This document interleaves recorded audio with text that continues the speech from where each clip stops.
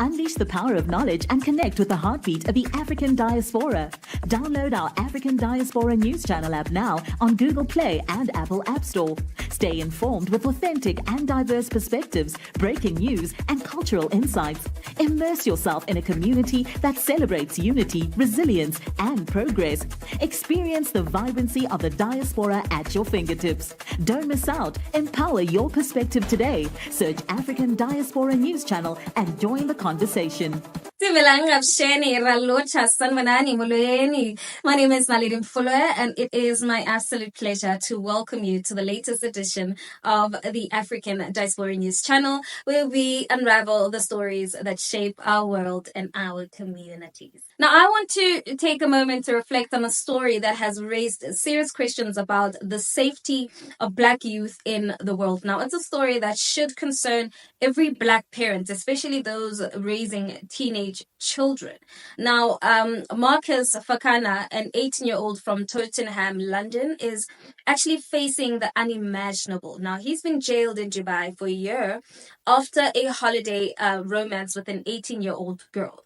Now, what started as a young love story on a family vacation quickly turned into a nightmare after the girl's mother reported the relationship to local authorities. Now, Marcus is caught in a legal battle with the government of the UAE as his family fights for his freedom, and his supporters are calling for action from the UK government to secure his release. Now, Marcus faces up to 20 years in prison, and his family is desperate for the help. Let's have a look. Harry, how has this come about? Yeah, Marcus Fakana went on holiday with his mum and dad at the end of August, and while he was in Dubai, he started a relationship, a holiday romance, with another Londoner. The other Londoner went home before Marcus went home, and when she returned home, she hadn't told her parents about the relationship. Her mother goes through her phone, finds pictures and images between the two of them, and reports Marcus to the Dubai authorities. Now, he's still in Dubai at this time. He had told his parents about the relationship, and the Dubai police go to his hotel and arrest him, and he's actually remained in Dubai ever since in rented accommodation. His parents, who work as a cleaner and in a warehouse, have had to come back to London to continue to work to be able to pay for this rented accommodation. And today, we've heard the judgment, according to Detained in Dubai, this campaign group, of a 1-year sentence. Now, we don't know at this stage, because we haven't seen the judgment, what exactly is in that. But what I can tell you is that Detained in Dubai say prosecutorial mishandling in the first stages of the case meant it wasn't heard as a misdemeanor when it should have been. And they've also told us that the family have issued a plea to the Dubai ruler to spare Marcus for consensual sex with another British citizen. Here's Rada Sterling, the founder and chief executive of Detained in Dubai. I'm not sure that this is a law that they should be upholding to this extent. You know, perhaps no one would argue if he was fined, deported, not allowed to return to the country. I think we'd say, well, that's pretty harsh, you know, never being able to go to Dubai again. But I think a custodial sentence for consensual sex with two people, foreign citizens, travelers, tourists, who are only supposed to be there for a short time, that it does not warrant a year in jail. It doesn't warrant tearing this family apart and ruining this young 18-year-old's life. Now, as a Black person, hearing about this story actually hit me very deeply on a personal level. The pain of seeing a young Black person full of promise and innocence actually caught in a system that doesn't always extend the same protections to him as it would to others is something I've seen all too often in our own history and in the present. Now, this is not just a case about two young people having a relationship. This is about the racial dynamics at play here, which is the reality that when Black children travel, especially to countries with strict laws that doesn't always align with the values we hold dear, they can become easy targets.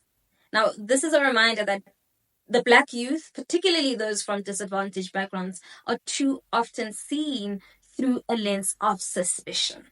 Now, Marcus Fakana's story actually emphasizes a harsh truth, which is Black children, especially young men, who are frequently criminalized for actions that are considered normal in other parts of the world. Now, even when they are simply being young and having relationships and enjoying their lives, their actions can be viewed through a lens that is completely different and a racialized lens. Now, this is an important lesson for all Black parents, particularly those raising teenagers. If you're a Black parent watching this, especially to a teenage son or daughter, I urge you to take this story very seriously make sure that your child sees it. They need to understand the full implications of what happened here. They need to know that the dangers that exist in certain parts of the world where their blackness can sometimes work against them, where the rules aren't always applied equally, and where the consequences of even innocent mistakes can be severe. Now, Marcus Fakana thought he was simply enjoying a holiday romance, but that one innocent act, falling for someone while on vacation, has turned into a legal and emotional battle that has already stretched on for months and will likely drag on for even longer. And this isn't just about the law. I believe it's about the world's racial prejudice, which can turn a harmless interaction into something much darker and much more dangerous. And I honestly can't help but feel a sense of injustice for Marcus and his family. I mean, as someone from South Africa, a country shaped by its own painful history of racial discrimination and injustice, I know all too well how easily young Black people can be caught in systems that don't see them as innocent or deserving of fairness. And Marcus is experiencing that on a global scale. His freedom, his future is being determined by a system that doesn't always respect or protect Black lives in the same way that it does others. And it's not just about the harsh laws in Dubai, right? It's about how these laws are sometimes used to target and punish Black people more severely. And the fact that Marcus' situation could lead to 20 years in prison for a simple holiday romance is a reflection of the biases that often shape the legal system in certain countries. And this is why it's so important for Black families to have these difficult conversations with their children. We have to teach our kids about the world as it is, not as we wish it to be, because Marcus didn't deserve to be in this situation.